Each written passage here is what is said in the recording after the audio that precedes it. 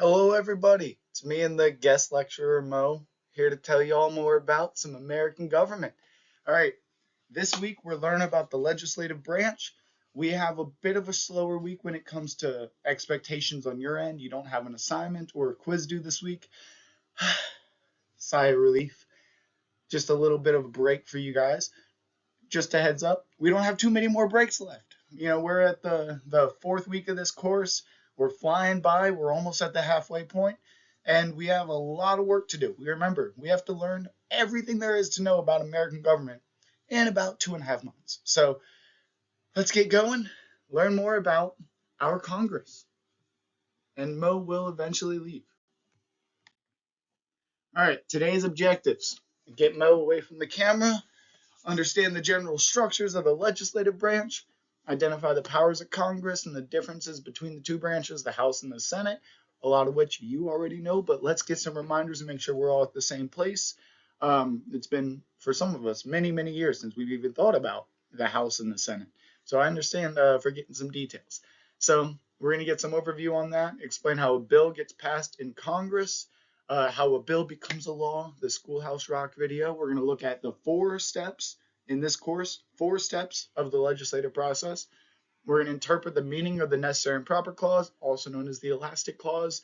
Look at a primary tool of obstruction used in the Senate, its history, and recognize the checks that the other 2 branches have on the legislative.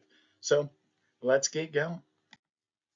All right, what is the structure of the legislative branch? Well, what is the legislative branch at large? Well, this is the branch tasked with writing laws in the United States. Within our legislative branch, we know them generally as Congress at large, but we've broken up our Congress, our legislative branch. This is called bicameralism. We have a bicameral legislative body in the United States. This is when the legislative branch is broken into 2 distinct bodies. Remember, two, it's kind of in the word cameralism. There you go. So these 2 bodies, the one is the House of Representatives. How many members? 435, because we picked good solid numbers that everybody can easily remember for some reason. This is based off of our general population. It varies by state. We'll go into more detail on that in the future. We also know the Senate, in contrast, 100 members, equally distributed among the states, and we will additionally go into detail later on. When we look at the 2 bodies at large, though, it's important to have some general interpretations of their structure and what that indicates. The House of Representatives, in one hand, 435 members, requires a lot more organization, a lot more leadership structures, a bit of a hierarchy, although every member is generally equal. So we see more organization and more reliance on House rules within the House of Representatives.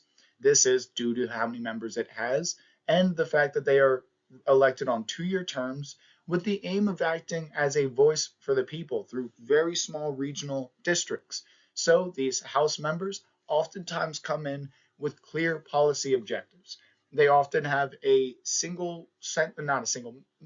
complex and depth of a sentiment that portrays the needs and beliefs of the people they represent. Now, on the other hand, of course, the Senate is an elected body, so they do also represent the needs and interests of their constituents. But it is important to understand that when you look at senators, they're elected to represent the entirety of the state. Where you may have a House representative from northwestern Montana, you would have a senator from Montana. And it is important that senators expand their policy preferences to entail the interests of their entire state and all of their constituents that voted for and against them. So the Senate is a bit slower. It has less structure because there are less individuals, less need for that hierarchy system. So the Senate, we also see, because there are fewer people, they don't represent such small regional districts. They act as a bit of a cooler to the emotional House. That is not a key difference we will be tasked to remember, but it is a reality of the structure of our government. And emotional is a simplified term to use. I would not say that you could generally describe the House of Representatives as more emotional as the Senate, as each individual elected representative has their own unique appeal. But when we look at Congress at large, without determining what body is tasked with what responsibilities, let's understand what they do at large. So, powers of Congress. Congress has the public education function. What does that mean? Well, it generally means they are tasked with making sure the public understands the focus of our government. Agenda setting powers. They determine what issues will be discussed and decided upon, use the tools of public hearings, oversight of bureaucracy, committees. They use floor debates. They do this with issues that you probably frequently engage with it. Hear about our elected representatives talking about immigration, firearms, concerns of small business, and much more. We also see beyond the public education function, one of the primary powers tasked to Congress, which has been diluted over years, is their power to declare war. They can raise and regulate an army and a navy according to our Constitution, and they ratify treaties signed by the president. Remember that president, although the president can sign treaties, Congress through the Senate must approve of them. So we see they have the power to declare war. It is worth noting the last time Congress officially declared war was in World War II, and it has not been done since, as this power has been loosely distributed to the president, but that there is an ebb and flow that occurs with the power in relation to foreign affairs between Congress and the presidency. One of this week's readings covers that, and in that reading, I task you with reading the introduction. The primary reason, there are two goals. It's an extremely simplified and brief overview of the history of the relationship between Congress and the presidency regarding foreign affairs, but it also gives you a really good example of how to write an introduction. And I hope we can implement this when it comes to our term paper and write a first page of our term paper that looks a lot like the introduction we're reading this week. In that introduction, they give an overview, a brief history, but primarily they only present that history with the focus of portraying the issue at hand. So they're talking about the relationship between Congress and the presidency. They pick apart some key moments out of multiple different time periods with multiple different party perspectives that portray this relationship. And then after that, they tell you, well, in order to really understand what we just summarized for you, we have to analyze it. And this is how we're going to analyze it in this paper. They tell you how the paper is structured, how they're going to do it. And then after the introduction, they go on and do so. I hope the first page of your paper can look a lot like that introduction when it comes to the structure. That being said, read it. It's a good overview of the relationship between Congress and the presidency in regards to foreign relations. Now, Congress also has the power to regulate interstate commerce and international trade. International trade is easy to understand. Remember, the U.S. has a good. If we want to trade with China, we can do that as long as we align with the current regulations, which do ebb and flow. We also see that interstate commerce is similar but domestic. So that is the trade of goods or distribution of goods between state lines. So we do see, and we also have to remember, this is our federal Congress. This is Congress that operates in Washington, D.C. States have their own congressional bodies. So it is important to understand that a state's congressional body has the power to determine the trade of commerce within their state. But once those goods cross state borders, you have to have discussions with federal Congress. So think of it this way. We have laws that legalize certain products in certain states. A good example is marijuana. You see that federally it is not legal. Congress has determined that we should regulate the trade of this good between states. So currently it is illegal to transfer those goods between any state lines, regardless of legislation, due to the rulings provided by Congress on the federal level, as they have the power to determine laws and regulate interstate commerce and international trade. Another power tasked to Congress is oversight powers. Oversight powers is well known as the process of following up on laws that were previously passed by Congress, really just to determine if they were being enforced and administered appropriately or as intended. So this is done through committee hearings, investigations. You've probably heard a lot of reference to some of these oversight committees. You might have thought of them without looking too much in detail as a judicial process, but no, this is a legislative process, as they have the power to interview individuals and make sure that they are aligning with how their legislation should be enforced. You've probably seen there have been. It's hard to identify the oversight committee moment that you probably remember most clearly, although there definitely is one. We've seen celebrities provide testimonies through oversight committees. We've seen Mark Zuckerberg being grilled by congressional representatives. We've seen recently I forget the exact position this individual holds, but a leading representative for TikTok answer questions from congressmen and women through an oversight committee just a few months ago. So we do understand the oversight powers, really their ability to investigate the processes that should be operating a certain way. Now, we also see they have the power to determine the number and apportionment of federal judges and Supreme Court justices. One of our readings this week touches on that briefly at a significant point in U.S. history regarding FDR and the stacking of the Supreme Court. But we do want to pause for a second and make sure we know what this means. Our Supreme Court, which we'll learn about next week, is the highest court in the land. The final stage of the judicial process currently has 9 justices. Well, the number of members that hold positions, known as justices, are determined by Congress. So Congress has the authority, if they deem it necessary, to expand the number of seats within the Supreme Court or restrict the number of seats within the Supreme Court. This is done in the past. We'll look at the ebbs and flows of this next week, but this is a power directly granted to Congress, although used as little as possible and only in times of need. And we have many years ago, about 100 years ago, roughly, determined the number of seats among the number of justices within our Supreme Court to be 9. They also have the power to determine the apportionment of federal judges as well. It's a lot easier to talk when I'm in a classroom and not mess up all my words than when I'm sitting here in the corner of my guest bedroom lecturing to my laptop.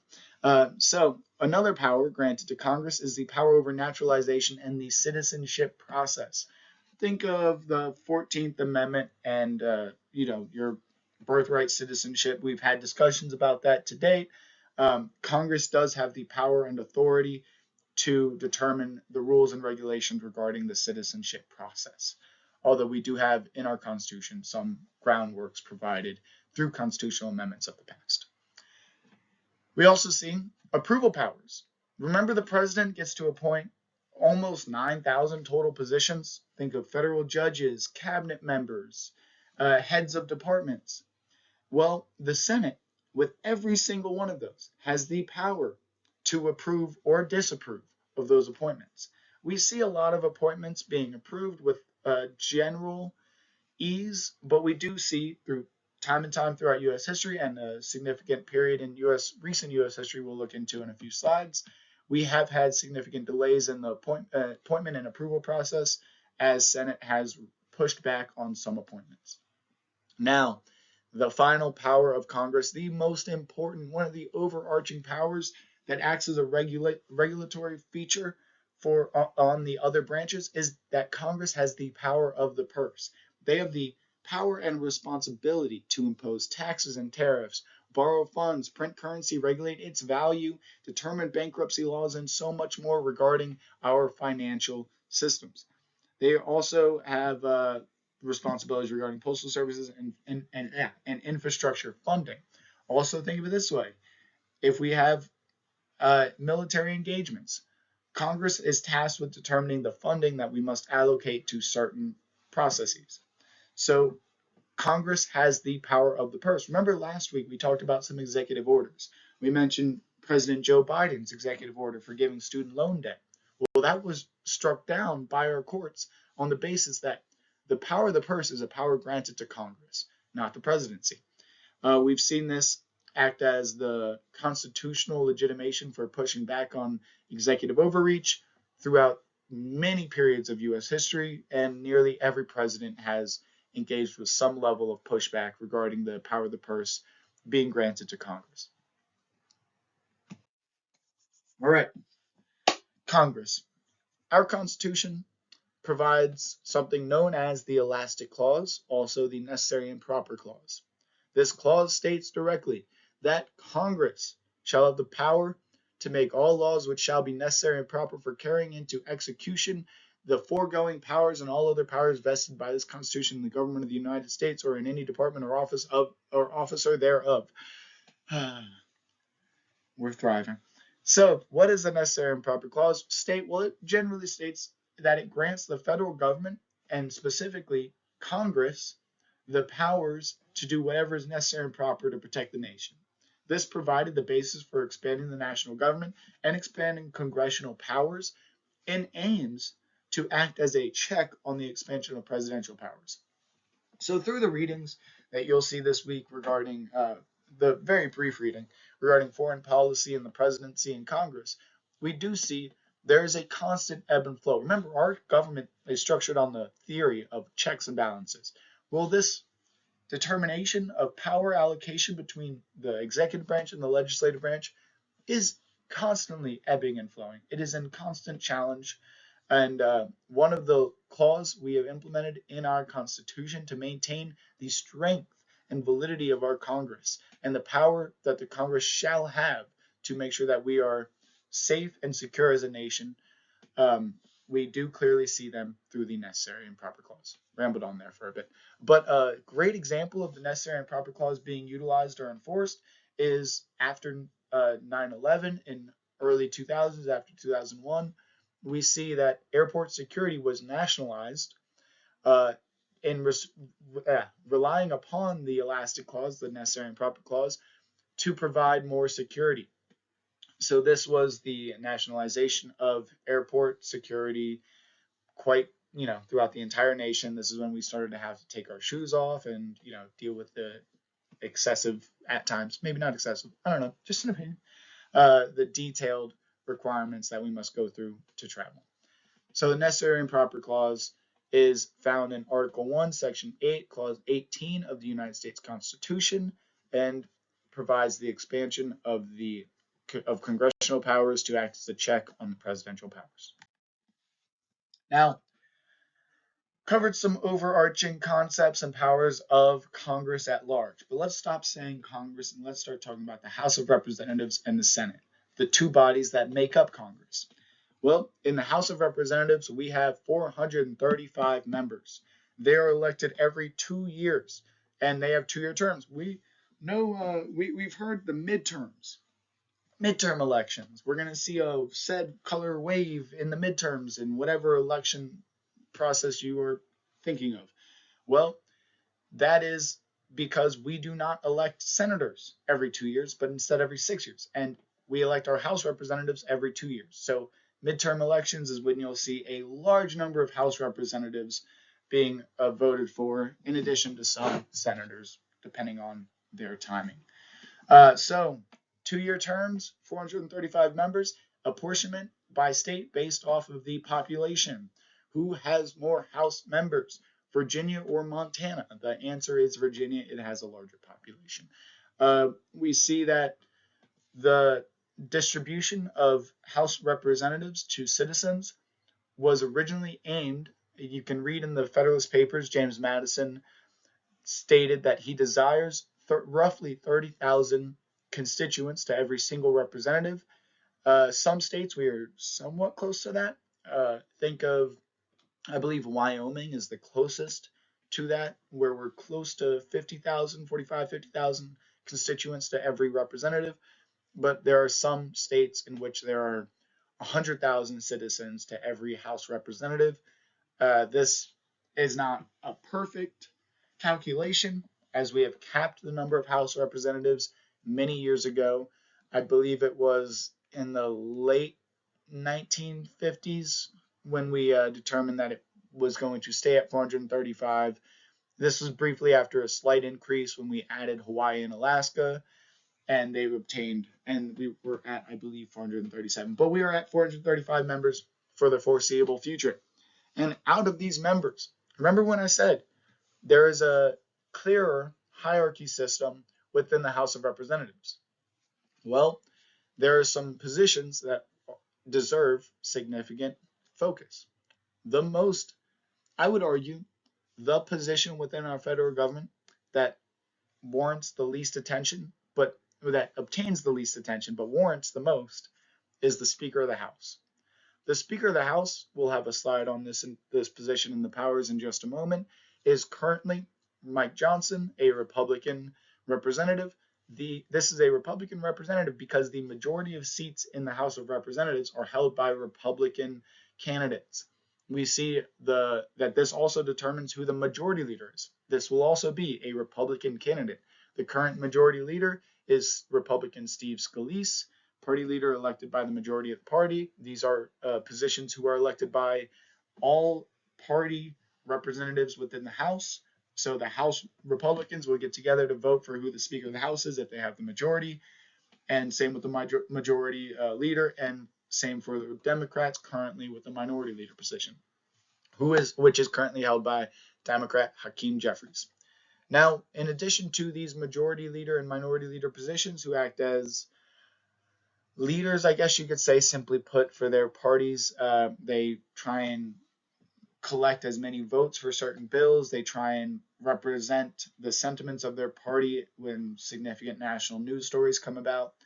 They are also aided by additional positions within the House who are identified as whips. There are multiple whips for each political party, but the whips act as individuals who will whip the votes together. They will do everything in their power that once their party has a bill that is gathering momentum, to get as many votes from both sides of the political aisle as possible to ensure the passing of the bill. So you see the responsibilities distributed well throughout the House of Representatives. There are 435, which requires a lot more structure. We see 2-year terms and apportionment based off of population, with the Speaker of the House being Mike Johnson. Now, let's talk more about Mike Johnson. He is the current Speaker of the House and maintained that post in October of 2023. Prior to Mike Johnson, we had a Republican Speaker of the House, Kevin McCarthy, who was one of the very few times in U.S. history ousted as the Speaker of the House due to internal conflicts within the party, which we will not get into today. But we do see the consistent voting in for Mike Johnson then, and then again after the electoral processes that have recently happened. Now, when we talk about the Speaker of the House, it is important to know that if something were to happen to our president and vice president, a catastrophe occurred, who will become the president? The Speaker of the House will become the president. They are third or second in line, depending on how you would like to say that, to becoming president right after the vice president. The Speaker of the House has a lot of powers, some of which include determining how the impeachment proceedings are structured and works with committees to manage investigations and hearings. We see they have the responsibility of appointing select members to select committees. Think of the House Rules Committee, House Intelligence Committee, Steering and Policy Committees, which are some of the most powerful House committees that exist. We will not go into detail on them, but if you are interested, I'm happy to email you back and forth and have a detailed conversation about it. But we see that they appoint members to these very important select committees. They schedule legislation for floor action. They have a lot of influence on what bills get heard by what committees and what bills reach the floor for selected votes. We see they have a significant role in the impeachment process, as I previously mentioned. Interpret the rules of the House, because there is a House rule book and a Senate rule book, and they must interpret those rules and make sure they are properly enforced. Especially and primarily, these rules primarily revolve around the procedures of how to debate legislation appropriately without overstepping on any specific settings. We also see that the Speaker of the House refers bills to the appropriate standing committees, as I previously mentioned. Once a bill gets proposed, the Speaker of the House has a significant role. The Speaker of the House and the Steering and Policy Committee at large determine what committee will debate that bill. Think of it this way. A lot of bills within the U.S. government aim to focus on addressing multiple issues. We could see there's a bill there's a discussion within our federal government regarding our deficit. And there's also a discussion within our federal government revolving around immigration. Well, you could have a bill aimed at changing the structures of immigration laws in order to help with the budget. Well, there are committees for both of those two issues. What committee will that bill go to? Which could indicate a prioritization of certain legislation within that bill. So the Speaker of the House has a power to refer bills to committees, which could lead to significant impact, and they are second, third in line to become the president after the VP. And now that we've talked very clearly about the House of Representatives, one of the primary leadership positions within the House being the Speaker of the House, let's review again, make sure we understand how the Senate differs. So the House of Representatives, based on population, remember we desired 30,000 constituents per representative. We didn't maintain that very well. Mistakes happen. Some of the founding fathers' preferences didn't get maintained perfectly. So sorry, James Madison. Stuff happens. We grew really fast. Who would have known? Who would have thought? So we saw that the House of Representatives capped its numbers at 435, but it is based off of population, the apportionment of representatives. There are many local small districts, northwestern Montana. That representative would not have to get a single vote from Scobie, Montana, from out east, from Billings, whatever it is, but they would have to obtain their votes from this region. So they are able to represent very regional interests within even a single state, and they hold 2-year terms. So they are heavily watched after. They are frequently voted in and out of office. We do see a lot of ebbing and flowing and exchange between representatives who maintain various offices within the House of Representatives. So we also see, in contrast to this, the Senate. 2 senators each state, no matter what. Population does not matter. We have state equality through our Senate. These individuals are chosen from the entire state. They do not represent such small local districts. They instead represent interests of entire states. And those of us in Montana know that the interests and needs of northwestern Montana, revolving around housing and tourism, are very different than the needs and interests of those in southeastern Montana, revolving around agriculture and small rural lifestyles, far more rural than what we experience here in Kalispell.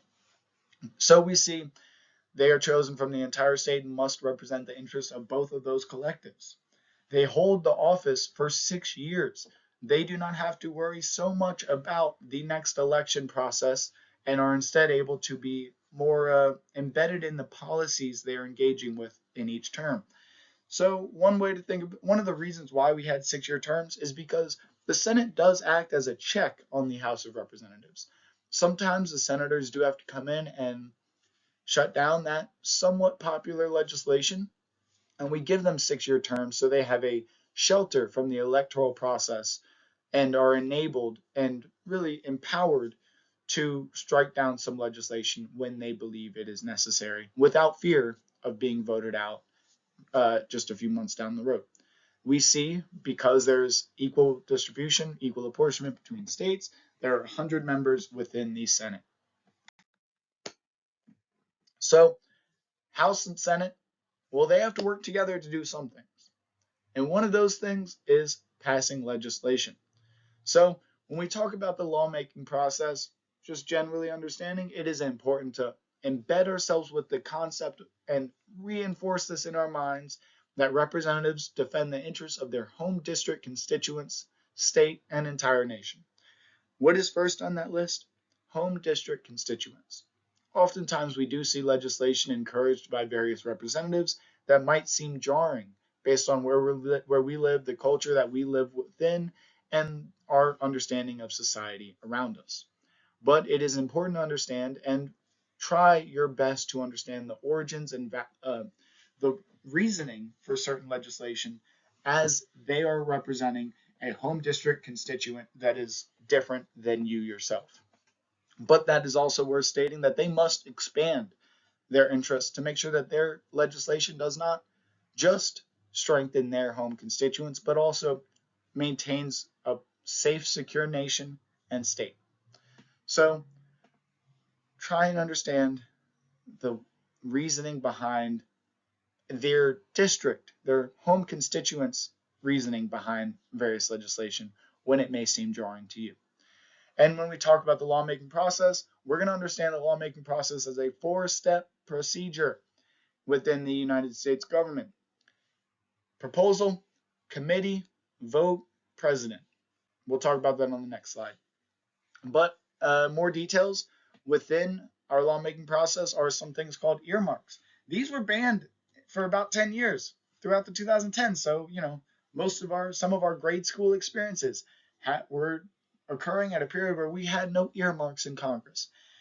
What does that even mean? Well, earmarks are provisions in legislation to fund separate projects. Think of it as the most simplified example I could give you is, say I proposed a bill regarding immigration at the southern border, but you, as a constituent in a non-border state, say you're in, I don't know, South Dakota, a non-border state.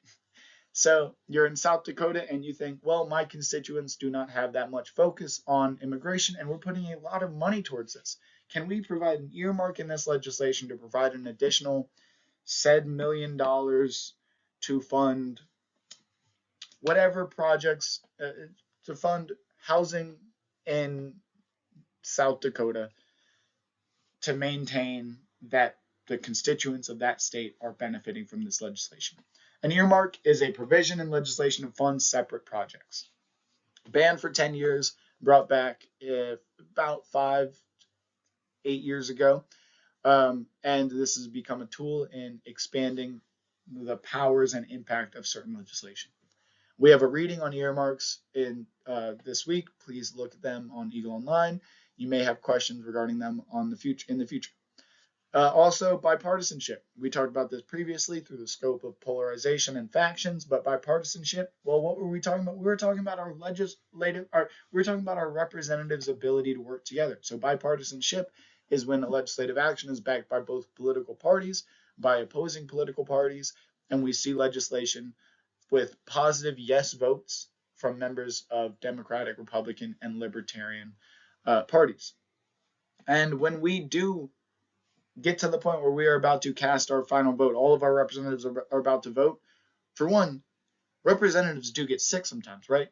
And they might have to go home, they might have to go to a hospital, they might have to get help, they might have a nephew's wedding that they got to get to, and they might not be able to be in DC for the vote of every single bill. So sometimes they don't cast a vote. But we need to have a rule to make sure that at least the majority of representatives are there for any vote, so we don't have strategic timing when bills are proposed. Well, that is a quorum. A quorum is a majority of representatives. Is a rule that a majority of representatives must be present for Congress to conduct business. So to count any votes, you must have a quorum present. So, lawmaking process, how a bill becomes a law. There are 4 steps. Do not Google it and say 7. There are not. There are 4. And we're talking about how many steps are there in the lawmaking process according to the lecture. 4. 1. Propose legislation. Any member of Congress can do so. You have a bill you drafted, you worked with the people in your camp, and you have proposed a bill. Well, it doesn't just get voted on right away. It then gets referred to the appropriate committee. You have committees in both the House of Representatives and the Senate. A bill can originate from the House or the Senate, and whatever body it originates from first is the first body's committees it will go through. So a House bill on immigration would go through an immigration committee in the House of Representatives, and they will debate the merits and detriments of this bill. They will they will critique it at times, make certain checks and whatever, earmarks if necessary. And then if it passes, if they approve with a majority vote within the committee, it will be referred to, the bill will be referred to the House or the Senate floor for voting. In the case of the bill we were just discussing, it would be brought to the House floor for a general vote. If quorum is present, then the House will vote, and if the House passes the bill, it will go to the Senate for the exact same process. So the Senate must then vote on the bill. Now, caveat, if there is any change to this bill when they're voting on it in the Senate after it's been approved by the House, it will then have to go back to the Senate for another vote in its final form. The final form of the bill must be voted by a majority of the House and the Senate, and then once you have a majority in both bodies and you pass the third step of the process, while possibly having to bounce back to the previous steps if need be, you will then reach the fourth and final step, approval by the president. The president has 10 days to sign a law into effect, sign a bill into law, or they can veto it through a regular veto or a pocket veto by simply doing nothing, as we remember from last week's lecture. So, 4 steps in the lawmaking process, 4 steps for a bill to become a law, a bill up on Capitol Hill. So, this is a bit of a big jump, but when we're talking about bills, legislation, we're talking about the actions of representatives. And when we think about that word quorum we said a second ago, there needs to be a majority of representatives present. That does mean that some representatives could not be present. Well, if you think about that for a second, that opens the door for a bit of sneaky processes. For collusion, might not be the right word to use. But theoretically, say there is a congressman, there's a very close vote, very few bipartisan votes on this bill, and there's one congressman coming to be theoretically the tie-breaking vote on the House or Senate floor. But on the way to work, on the way to pass that bill, they are pulled over by a police officer for speeding, for parking tickets, for some traffic violations, and held up on the side of the road just long enough to not be able to cast that vote. Well, we have something in place to protect representatives, bills, and constituents alike from this kind of scenario. Congressional immunities. Now, congressmen are not able to do whatever they want. Congressmen and women cannot just, break laws willy-nilly, but they are immune from arrest while attending sessions and while traveling to and from those sessions. Additionally, we have a depth of protections for members of Congress while speaking on the House and Senate floors, as we protect them from corporations who might try to hold them accountable for certain claims they may be making on the House and Senate floor. That is one avenue in which we've seen congressional immunities being relied upon in recent years. Although theoretically, they also have the immunity from small acts as long as they are not committing treason, felony, or a breach of the peace. I use the simplified version, although we have not had this occur. Theoretically, due to congressional immunities, a congressman could drive up in front of, they could drive into DC, park completely on the sidewalk, very illegally, and be immune from being arrested for that action because they were on their way to casting a significant, important vote. Our Constitution says, quote, "Freedom of speech and debate in Congress shall not be impeached or questioned in any court or place out of Congress, and the members of Congress shall be protected in their persons from arrest and imprisonments during the time of their going to and from and attendance on Congress, except for treason, felony, or breach of peace." So they do not have absolute immunity, although they are protected for certain actions and statements they make while in Congress and on the way to and from. Now, congressional committees. These individuals, remember that second step of the lawmaking process, the vote in committee, the debate in committee. Let's talk a little bit more about this process. Well, committees are where bills are truly debated. This is where you see them working out the quirks, working out the details. Committees are tailored to address specific issues. As you saw in the previous slide, there are numerous committees within the House and the Senate, each with their own specific subcommittees to address more specific needs and interests. Some examples of these committees include the Agriculture Committee, Armed Services, Budget Committee. You'll hear a lot about the Budget Committee, Small Business Committee, and many, many more. committees on immigration, commerce, many different committees. Committees can also investigate issues of governance or the application of legislation throughout oversight. Remember the oversight power? The oversight power is done through committees quite frequently. We see the Committee on Oversight and Accountability as the main investigative committee of the United States House of Representatives. We also see, as this is not a politicized environment, we do not see committee debates being blasted on the news. We do not see them openly being recorded for the public most of the times. But we do allow for bipartisan discussions. We do allow representatives who come from opposing perspectives to have that open debate and understand each other's perspectives and maybe convince each other to support legislation or understand the reasoning for certain legislation. So congressional committees are essential for the true debate among representatives without it being diluted by their own partisanship. So committees tailored to addressing specific issues, where the second step in the electoral process occurs. And let me see if there are any other small bullet points that I want to make sure I cover on this issue. Yeah, this is perfect. Congressional committees. Sorry for that pause there. Sometimes it's hard to keep a flow when you're covering 20 plus. All right, so let's talk filibuster, the tool of obstruction. I like to call it that because it fits quite well. So the filibuster is a power granted exclusively to senators. House representatives cannot filibuster. That will be a part of the quiz. Filibuster is a Senate tradition of using unlimited debate as a delay tactic to block bills or nominations. The term first comes from use when they referred to a Dutch word for pirate for some reason. Don't know how it got to where we are now, but an unintended rule within our government that allows for any senator to extend a debate as long as they deem fit. We have seen senators go on for over 24 hours. We saw Strom Thurmond pushing back against civil rights. We saw in recent months Cory Booker break the record for the longest Senate speech. Kudos to him. If you're interested in the fun facts of U.S. government, there's one previously held by Strom Thurmond.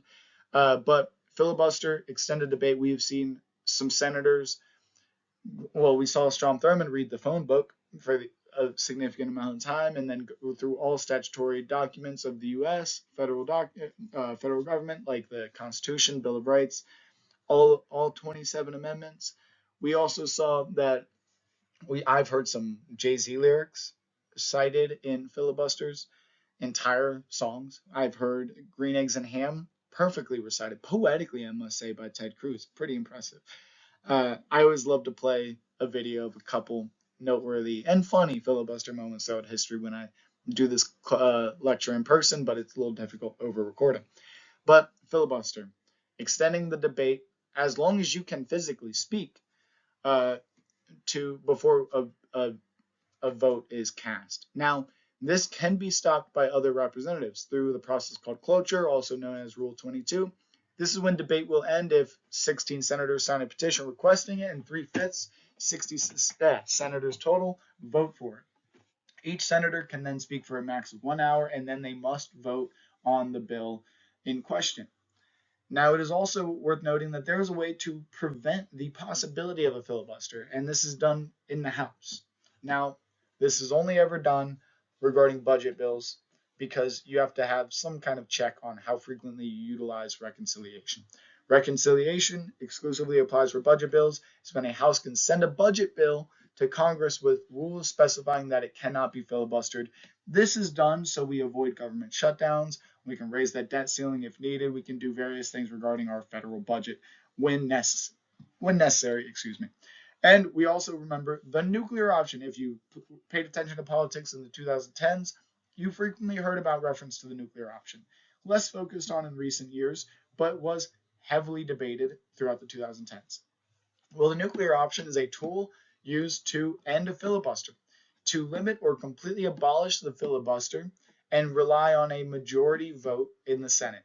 Now, this is rarely ever done, but it was done I'll actually wait to tell you the time period when Harry Reid actually utilized the nuclear option, and then later Mitch McConnell utilized the nuclear option. But the filibuster maintaining unlimited debate in order to delay, tactic, or block bills or nominations from being voted upon.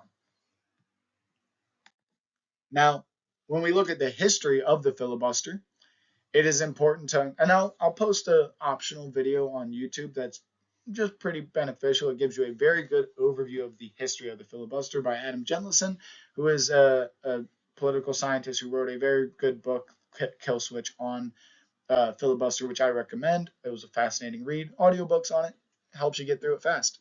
But it is important to note that the filibuster, of course, exists only in the Senate.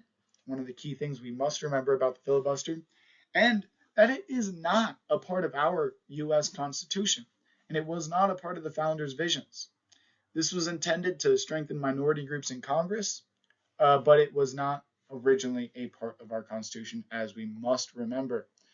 According to a study conducted, and just a fascinating aspect of use of the filibuster throughout the 1900s, conducted by political scientists Sarah Binder and Stephen Smith, of the 30 measures that were derailed by the filibuster, about 30 measures were successfully derailed by filibusters between 1917 and 1994. Exactly half of them involved civil rights. So just a neat aspect of U.S. history and the reality of how the filibuster was used at that period and why there is significant pushback by certain collectives. Sorry, just want to make sure I will not read that quote. But, we can generally, when we talk about the history of the filibuster, remember it was not in the Constitution. So how did it come to be? Well, we can thank the individual who shot Alexander Hamilton, our buddy Aaron Burr, and a friend John Calhoun for the filibuster. So Burr pushed for less rules in the Senate rulebook, and at around 1806, right after being acquitted for, that thing he did where he, killed Alexander Hamilton. So after that, and we'll get a play about it later, but they got rid of a rule that ended debate, because there was a rule prior that did result in a degree of limited debate. A little while later, an individual by the name of John Calhoun took advantage of this rule change and used it to have unlimited debate to delay a vote on certain legislation. But we do see this was not utilized in excess during that time period up until roughly the 1980s, when we saw it being used in excess. We see this as, due to its use during the 1900s, pushing back against civil rights legislation. We remember one of the most famous filibusters was led by Strom Thurmond in the late 1950s, pushing back against civil rights legislation directly. We see that many believe that this is a Jim Crow relic. We see President Barack Obama said in the eulogy for Senator John Lewis, who was a significant part of the fight for freedom during the 1960s. John Lewis, he said in his eulogy that the filibuster is, quote, a Jim Crow relic. So we see this has been a point of depth of discussion and debate, although while it also is itself an expansion of debate. So the filibuster, our key takeaways though, what the filibuster is, what the nuclear option is, that it exists only in the Senate, and it is not a part of our Constitution. Now, let's talk about recent history of the filibuster. Well, the filibuster had two peaks in its usage. One, we already mentioned, the civil rights era, and the second is the modern era of heightened polarization. In 2008, during President Barack Obama's two terms as president, there were 86 filibusters on judicial nominations. Remember, those roughly 9,000 positions that the president can appoint, most of which being federal judges, judicial nominations, interchangeably. You can use those two words. We saw that Obama was tasked with appointing many federal judges, just like every president. Many of these federal appointments, these judges, were pushed back by use of the filibuster in the Senate. After there was 86 filibusters on judicial nominations during Barack Obama's two terms, and this was significant in relation to past presidential terms, as there were 82 filibusters on judicial nominations in the entire U.S. history prior to Barack Obama. we saw that this incentivized Democratic Senator Harry Reid to utilize the nuclear option on judicial appointments, excluding the Supreme Court in 2013. What does this mean? There were so many filibusters against federal judge nominations by Barack Obama that Harry Reid said, you are no longer allowed to filibuster a federal judicial nomination, any judge nominations by the president. You can debate, you can vote against them. You can still strike down a nominated judge, but you cannot filibuster. So we rely on these votes through simple majorities. And when they implemented this filibuster, they said, we must do this in reaction to, and when they implemented this nuclear option, they did it in reaction to the excessive, in Harry Reid's eyes, and observable increase in the use of the filibuster on judicial nominations. But they did state that there are some judicial nominations that are so important that we cannot filibuster them. As Harry Reid said, that we can filibuster them. I am so sorry that we cannot rely on the nuclear option. As Harry Reid said, we will not apply the nuclear option to Supreme Court nominations. Supreme Court nominations are still open to be filibustered. Now, fast forward a little bit later, and we have President Donald Trump's first term in office, and we have a judicial nomination. This comes after the aftermath of Barack Obama's attempted appointment of Merrick Garland at the end of his presidency. That's a unique time of U.S. history and Supreme Court nominations. But after Merrick Garland was struck down as a nominee and refused to be heard by the Senate, we saw that there was some pushback to President Donald Trump's Supreme Court nominations. And this incentivized Mitch McConnell to enact the nuclear option on Supreme Court nominations. So we now have we do not allow the filibuster to be implemented on judicial nominations at the moment. Now, one of the final points to remember regarding Congress is the Electoral College. Our Constitution frequently mentions electors and how electors must cast their ballot for the president. And actually, I will read it directly here. Quote, the executive power shall be vested in the President of the United States of America. He shall hold his office during the term of 4 years, and together with the vice president chosen on the same term be elected as follows. Here we go. Each state shall appoint in such manner as the legislature thereof may direct a number of electors, equal to the number of senators and representatives to which the state may be entitled in the Congress, but no senator or representative or person holding an office of trust or profit under the United States shall be appointed an elector. The electors shall meet in their respective states and vote by ballot for 2 persons, of whom one at least shall not be an inhabitant of the same state with themselves, and they shall make a list of all persons voted for and of the number of votes for each, which list they shall sign and certify and transmit sealed to the seat of the government of the United States. Directed to the President of the Senate, the President of the Senate shall, in the presence of the Senate and House of Representatives, open all the certificates, and the votes shall then be counted. The person having the greatest number of votes shall be the President, if such number be a majority of the whole number of electors appointed, and if there be more than one who have such majority, have an equal number of votes, then the House of Representatives shall immediately choose by ballot one of them for President, and if no person have a majority, then the 5 highest on the list, the said House shall in like manner choose the President. But in choosing the President, the vote shall be taken by states, the representation from each state having 1 vote.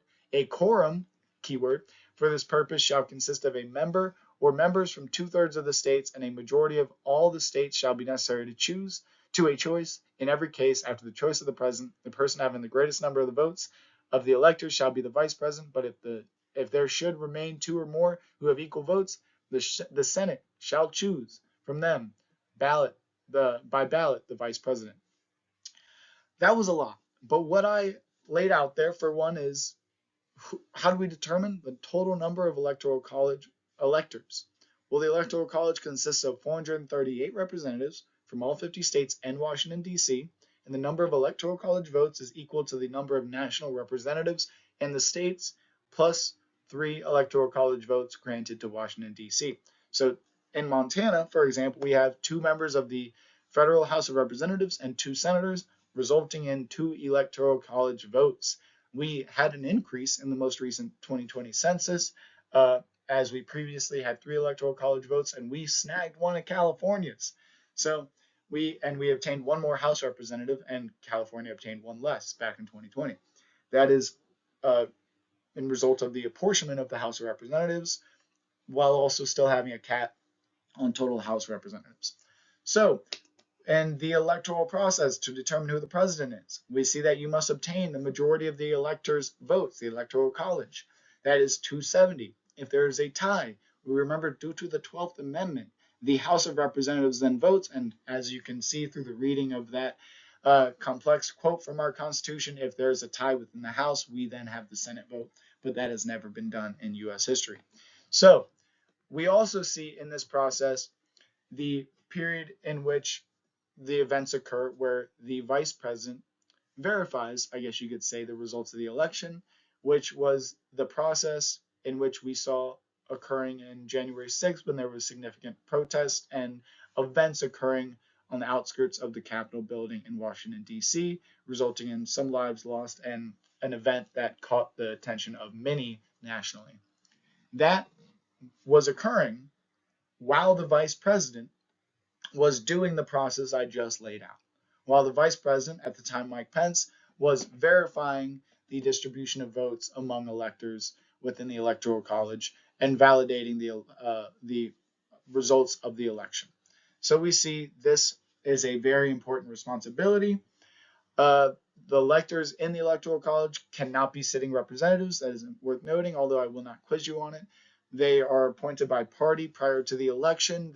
You could be an elector far more easily than you imagine. Just engage with your local party politics, and there's a clear roadmap to gain those positions. If any of you interested in this region, if any of you in this region were interested in that, you have a direct roadmap to doing so. Just reach out. We will talk about winner takes all elections in the future when we come to the electoral process. So the final slide this week, we just hit that hour mark, and thank you guys for listening to me. What can the executive branch, the president, and the judicial branch do to check the powers of Congress, the powers of our legislative branch? Because we cannot have any single body with too much power. We must have the other two act as a check on the other body. So what can the judicial branch? I love the judicial branch's checks on the other branches because it's always simple and it's always direct. They determine the constitutionality of legislative decisions through their rulings. Say a law was passed and then an individual sued the federal government and it made its way up to the Supreme Court through the circuit and district then circuit courts. We'll worry about that next week. And then the Supreme Court provides a ruling in opposition to certain legislation because they rely on the Constitution instead. They have to rely on the Constitution. That is worth noting. They cannot say what they believe is right. They say what the Constitution indicates is right. So they use the Constitution to regulate any new laws or actions of representatives. So, and it's just like the judicial's check on the executive. Remember the examples of executive orders being overturned. Think of legislation being overturned through Supreme Court rulings within the federal government. Supreme Court rulings with their significant impact. Think of civil rights.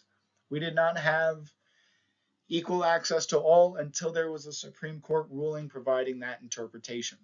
So, what can the executive branch, also known as the president, bureaucracy, cabinet, vice president, governors, mayors, what can they do to act as a check on the legislative body? Well, they can veto legislation, regular or pocket. They got that 10-day window to do something or nothing if they still want to veto. They can say whether all the efforts of Congress will even have any results. Now, of course, remember, Congress can overturn that with 2/3 majority, although that is very rare because it requires significant bipartisanship. And if there's that much bipartisanship, you often see the president aligning with the legislation as well, although it has happened in U.S. history. The president can also make treaties and issue executive orders. So they can make the treaties that Congress then has to approve.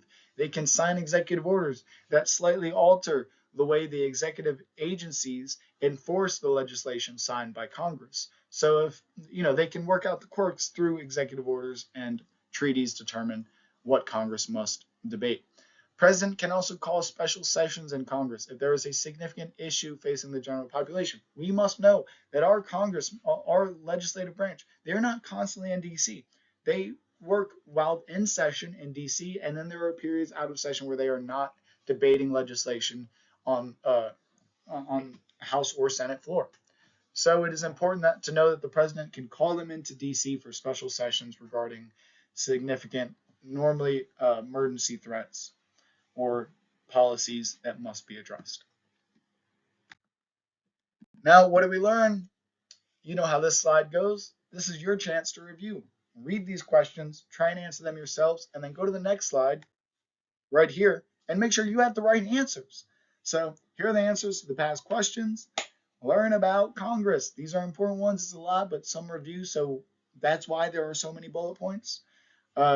Sorry to have such high expectations, but you remember, we're learning all about our government in 2.5 months, so sometimes you got to learn a slide that looks like this. What is due this week? It's an easier week. No quizzes, no assignments, but you do still have to complete your discussions. Make sure you're doing those properly. I will get those grades out regarding the first few soon, and make sure you're going through the readings. The optional ones I encourage, as they help you understand the content, but those required readings could have quiz questions revolving around them. Who knows? Make sure you at least go through them. So thank you guys again. Again, as always, email me any questions, reach out. Let's talk. I want stuff to do, my friends. Let's engage. Let's learn together. Maybe you have something that I don't know. Tell me. Let's rant together. I love learning about the government. I love ranting and yelling about the government. Trust me, I won't yell at you. Don't worry. I respect your opinions. That being said, all of y'all's opinions, no matter what they are, I encourage you to represent them, and represent them respectfully. Remember that first lecture. Provide your definitions so those who disagree with you have a better chance at understanding you at the least. All right. Thank you guys. Y'all have a good one. Talk to you next week and via email. Woo!